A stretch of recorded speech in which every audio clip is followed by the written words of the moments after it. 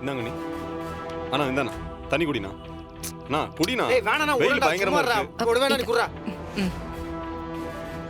எதுக்கு என் மேல இருக்கிற கோவத்தை அவர் மேல காமிச்சிட்டு இருக்கீங்க? என்னங்க பாய்க்கு வந்தபடி இஷ்டத்துக்கு அப்பா பேசிட்டு இருக்காரு. நாங்க அவரு நம்ம பர்சனல் வச்செல்லாம் பேசிட்டு இருக்காரு. நீங்களும் பேச மாட்டேங்கிறீங்க, பேசுற என்னையும் பேச விட மாட்டேங்கிறீங்க. ஏங்க நம்ம அரசியல் இறங்குனதுக்கு அப்புறம் இந்த நாகரிகெல்லாம் பார்த்துருந்தா வேலைக்கு ஆகாதுங்க. அவர் தேவையில்லாம வந்து பொய் பேசிட்டு இருக்காரு, நம்ம மேல பழி சுமத்திட்டு இருக்காரு. அது பதிலடி கொடுக்கணும்னு வச்சுக்கோங்களேன், அது உண்மையாயிடும். நம்ம பயந்த மாதிரி ஆயிடும் அது. இது முதல்ல குடிங்க. குடிங்க. உங்களுக்கு நான் எடுத்துக்கிறேன், நீங்க குடிங்க.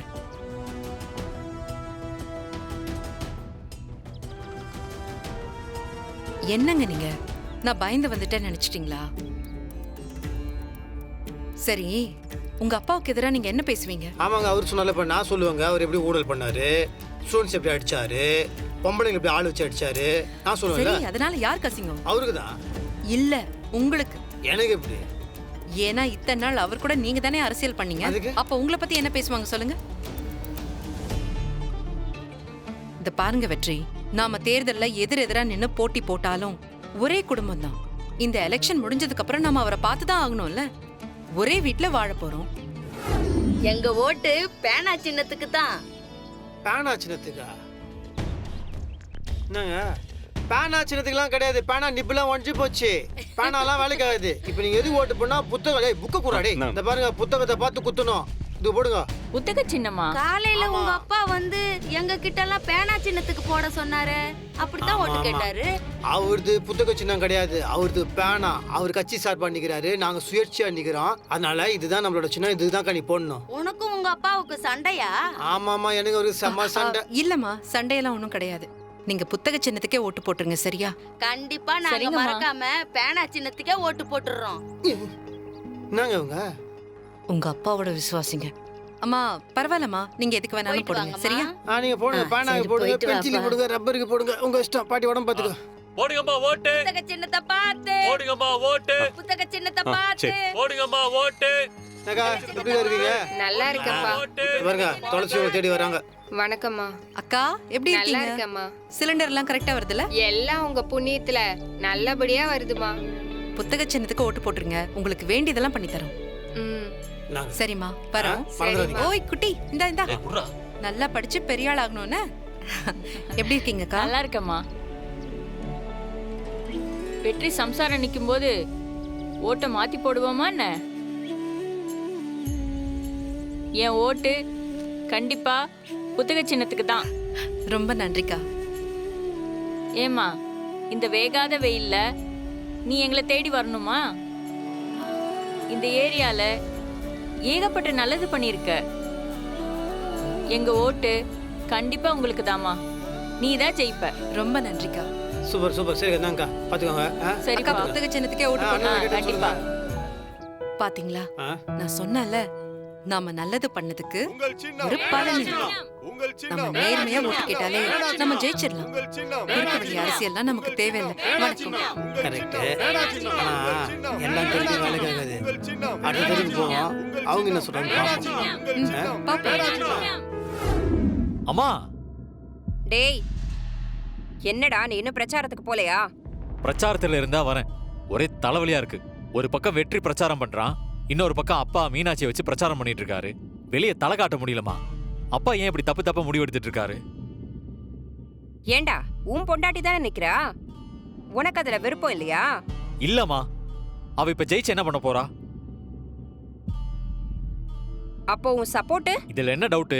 நான் வெற்றிக்கு தான் சப்போர்ட் பண்ணுவேன். வெளியே தலை காட்ட முடியலமா. ஆனா அப்பா பிரச்சாரம் எப்படி பண்றாருன்னு ஒரு நிமிஷம் பாருங்க. இங்க பாருங்க. கல்யாணத்துக்கும் நாள் குறிச்சிட்டீங்க. திடீர்னு உங்க புள்ள சம்பந்தமே இல்லாம இன்னொரு பொண்ணு கழுத்துல தாலியை கட்டி கூட்டிட்டு வந்தா பெத்த வயிறு எப்படி எரியும்?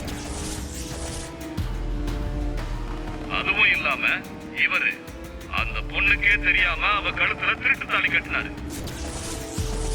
அப்பாவோட சூழ்நிலைய புரிஞ்சுக்காம பொண்டாட்டிய கூட்டிட்டு வந்து எதிரில நிக்க வைக்கிறவன் அவங்களா ஜெயிச்சு வந்து மக்களுக்கு நல்லது பண்ண போறாங்க? நீங்க வெற்றியோட பொண்டாட்டிக்கு ஓட்டு போட போறீங்களா? சொல்லுங்க. இல்ல, நாங்க போட மாட்டோம். ஏண்டா இப்படி பேசுறாரு? ஏதோ எதிரிய பேசுற மாதிரி பேசுறாரு. ஆமாமா, அதான் என்னால ஏத்துக்கவே முடியல. அம்மா, அப்பா எப்படி பேசினாருன்னு பாத்தீங்கல்ல. ஆனா வெற்றியும் துளசியும் அப்பாக்கு எதிரா எந்த ஒரு தப்பான வார்த்தையும் சொல்லி பிரச்சாரம் பண்ணவே இல்லை. அவங்க அமைதியா ஓட்டு கேட்டுட்டு இருக்காங்க. இதெல்லாம் கேட்டு பொதுமக்கள் என்ன நினைப்பாங்க? நம்ம குடும்பத்துக்குள்ள ஒத்துமை இல்ல, ஒருத்தருக்கு ஒருத்தர் அடிச்சிட்டு இருக்காங்கன்னு அப்படின்னு சொல்லிதான் நினைப்பாங்க. அவன் செஞ்சதெல்லாம் நான் இல்லைன்னு சொல்லல. ஆனா இன்னைக்கு அவன் என்ன பண்ணிக்கிட்டு இருக்கான்? பெத்த தகப்பன் என்ன எதிர்த்துல அரசியல் பண்றான்? கட்சியில இருந்து பொதுமக்கள்ல இருந்து என்கிட்ட என்னென்ன கேக்குறாங்க தெரியுமா? அவங்களுக்கெல்லாம் நான் என்னடி பதில் சொல்லுவேன்? என்னவோ புள்ளைய திட்டேன்னு ஓவரா போங்குற. நான் பேசுவேங்க, என் பிள்ளைக்காக நான் பேசுவேன். என் புள்ள நீங்க சொல்றதுக்கு எல்லாத்துக்கும் தலையாட்டிட்டு நீங்க சொல்றதுதான் வேதம்னே வாழ்ந்தான். இப்பதான் அவன் சுயமா ஒரு முடிவு எடுத்திருக்கான். அவனே எலெக்ஷன்ல நிக்க நினைச்சான். ஆனா நீங்க என்ன பண்ணீங்க? சொந்த புள்ளன்னு கூட பார்க்காம கடத்திட்டு போய் வச்சுங்கல்ல. நான் ஒண்ணும் விருப்பப்பட்டு அவனை பிரச்சாரத்துல திட்டலையே. என்னை எதிர்த்து யார் நின்னாலும் நான் இப்படிதான் பேசுவேன். நேத்து வரைக்கும் எதிர்கட்சிக்காரன் நான் இப்படிதானே பேசினேன். அப்ப நீங்க யாரும் அதை தப்புன்னு சொல்லலையே. எலெக்ஷன்னா எதிர்த்து நிக்கிறவனா இப்படி அசிங்கமா பேசுறதுதான் வழக்கம் அரசியல்ல. பதிலுக்கு வேணும்னா அவனையும் பேச சொல்லு. அப்பனா இருந்தாலும் சரி, புள்ளையா இருந்தாலும் சரி, எலெக்ஷன் வந்துட்டா எதிரி எதிரிதான். இந்த பாரு, இப்ப கூட ஒன்னும் கெட்டு போகல. அவங்கிட்ட சொல்லி அவன் பொண்டாட்டிய வாபஸ் வாங்க சொல்லு. எல்லாம் பழைய மாதிரி ஒத்துமையா இருப்போம். எனக்கு மட்டும் என்ன, அவன் மேல பாசம் இல்லாமையா இருக்கு? அதெல்லாம் நிறையவே இருக்கு. என் பேச்ச மீறி அவன் பொண்டாட்டிய போட்டி போட வச்சான்ல, அதான் என்னால தாங்கிக்க முடியல. நீ நினைச்சதை சாதிச்சிட்ட போல இருக்கு. மாமா, குடும்பத்தை பிரிக்கிறது என்னோட நோக்கம் கிடையாது. எப்பவும் நான் அப்படி நினைச்சதும் இல்ல மாமா. சில தப்ப திருத்த வார்த்தைகள்ல முயற்சி பண்ணோம். அதை நீங்க புரிஞ்சுக்கல. அதனாலதான் செயல்ல இறங்கிட்டோம். நாங்க எங்கேயுமே உங்களை தப்பா பேசல. நாங்க என்னைக்கும் அப்படி பேசவும் மாட்டோம் மாமா. ஏன்னா என் குடும்பத்துல என்னையும் அப்படி வளர்க்கல, உங்க குடும்பத்துல வெற்றியும் அப்படி வளரல.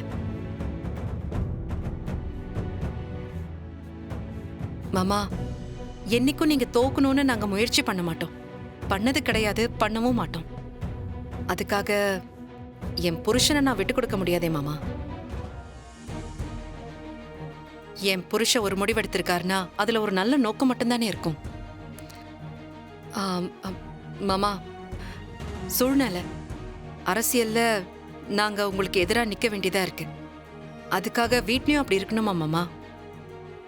நம்ம ஒன்னா இருக்கலாமே, அரசியலை வீட்டுக்கு வெளியே வச்சுக்கலாம்ல.